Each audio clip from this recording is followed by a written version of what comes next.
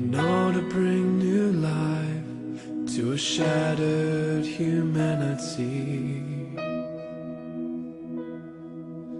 Death now overcome, forgiven all in one. Earlier when my mom asked us all if we wanted to go to Africa, I wasn't quite sure because of all the stuff that we're going to be doing, like just the three of us doing music for thousands of people just scared me, like, and then preaching, well not preaching, but like talking in front of people, just, it was really out of my comfort zone, and I really wasn't sure if that's what I wanted to do, but after praying about it and seeking God about it, I knew that He wanted me to go, and so, and then another big part was how much money we had to raise, $2,800. That was a lot of money to raise in 4 months.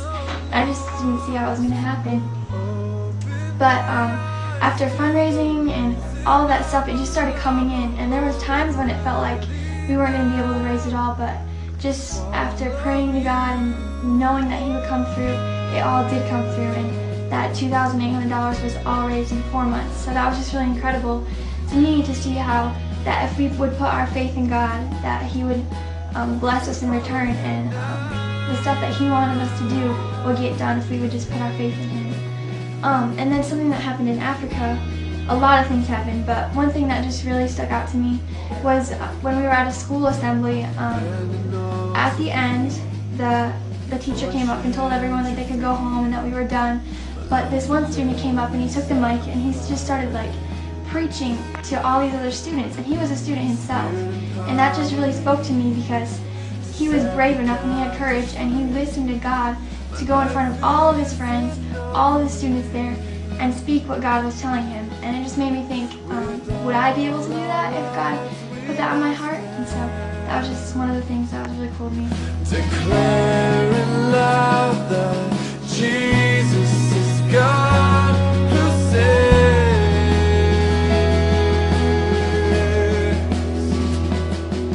Commission my soul with the fire uncontrollable for this great cause to save the lost. Open my eyes to the reason I'm alive, oh Lord, I'm ready now. This was my second trip to Africa, and I really enjoyed it a lot. One of the things that was cool to me was that Pastor Jody let me do a lot of the stuff beforehand. I was in charge of a lot of things, and that was really cool, getting to learn how you have to prepare and do things for a missions trip. I was basically in charge of everything except for the messages that she was speaking on herself. So that was a really great learning experience. And then while we were in Africa, I really enjoyed getting to speak. I'm not a very good public speaker, but I enjoyed it this time a lot, and that was really cool because it's one thing that God has laid on my heart to do. And so just having it go good and have fun doing it was really cool.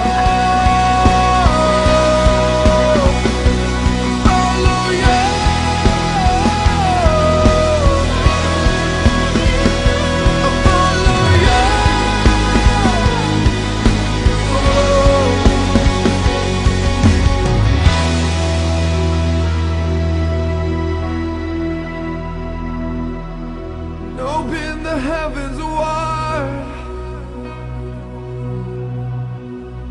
and open the heavens wide,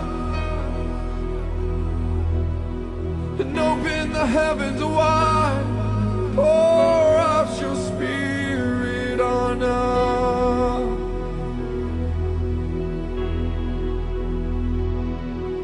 and open the heavens wide, and open the heavens wide, and open the heavens wide. I really loved South Africa. It was really great. The things that stuck out to me the most would be the fact of how much they love each other there, with how little they have compared to here, with all the material things that we have in our world. And people would come up to me and say how much they wanted to come, to to America and be with us and stuff, and just live here in general. And I would want to say to them, I'd rather stay here because you guys love each other so much, and I just thought it was really great to see, even though they didn't have the things that we have, the house that we have, the items that we have to keep ourselves, they're more happy there, and they love each other no matter what.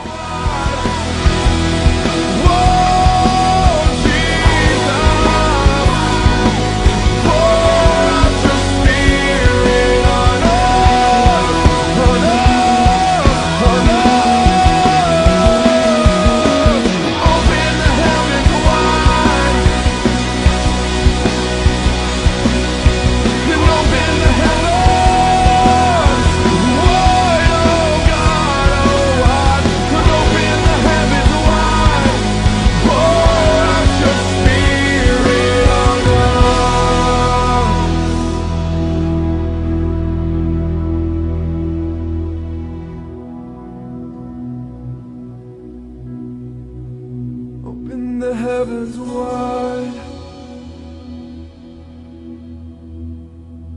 across the earth, pour your spirit on us.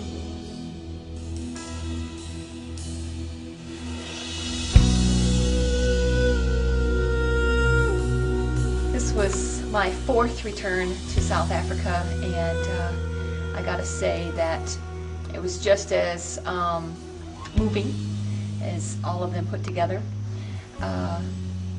Kwakwa is still very devastated by many different things, but this time I saw something deeper, something just more even troubling, and that was in the local church. And I discovered that there's just this huge oppression, and it's not from the world. The oppression is coming from church leaders on the young people of the church and of the community. And I know that that's why I was commissioned to go to South Africa this time. But golly, I just really saw it. God really opened up my eyes, and I saw much of the downcast and heaviness that was within the teenagers and the young people in their young 20s was in part from the oppression and the beliefs of the leaders within the local church. So when I did the Enrich conference for the senior pastors and for the youth leaders, they really don't have anything called a youth pastor. It's really called a youth committee. I'm in this room filled with godly men and women, and it was just very heavy and almost difficult as I began to pour out my heart and share my heart about the reason why we need to believe in young people. And so for the whole day, we spent together just trying to ignite their hearts for young people. And I know as I was delivering it, it just felt like they're just looking at me like, you are crazy. You have no idea what our young people are like. But I kept just persisting and sharing with them, and their young people are no different than our young people, and our young people are no different than all the young people of all the ages. And that is this, that 11 out of the 12 disciples were all young people, that God used Esther, a young person, a young queen, to change and topple nations, and God used David to take down the giants, and all of these examples are all young people, and you can't get away from it. And so I just shared all of the heart that I have for young people with the pastors and the youth committees, and although it was one of my more difficult things that I did ever in another nation, I know that even if one or two of them get the same passion, that it will just so ignite things in that area and in Kwakwa. And so we need to be praying and believing that the things that we sowed as a family, both financially and spiritually and with the music, everything, that we did make a difference. I know we did.